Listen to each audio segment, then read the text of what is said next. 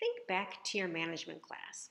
One theory that was discussed was whether leaders are task or relationship oriented.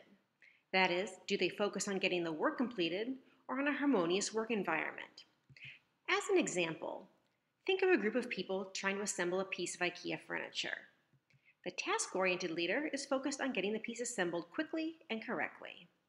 The relationship oriented leader is focused on making sure everyone can still stand each other by the end. Well, this chapter of the book introduces a more complicated version of that model. Instead of being either or, task or relationship, the leadership grids thinks of it as two-dimensional. One can be high or low in both concern for results and in concern for people. This is more complicated and more realistic, and this model reflects that some managers are concerned about both people and processes, and some don't care about either.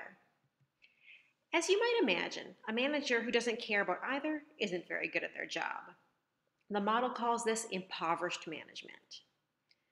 A manager who is concerned with only relationships or only tasks might be a success, but they need to be in the right kind of environment. Some tasks are very relationship centric. Imagine someone who manages an improv comedy troupe. Others, such as an assembly line, can be primarily task oriented. But the majority of managers fall into the middle on both scales. This is middle of the road management. Managers here balance tasks and people, and they tend to have satisfactory results. Managers who value both people and processes are the most successful. But this takes a lot of work. In fact, it takes more than just a committed manager. It takes the support of the rest of the organization, including the manager's managers. Think about the leaders and managers in your life. Do they value people or processes more?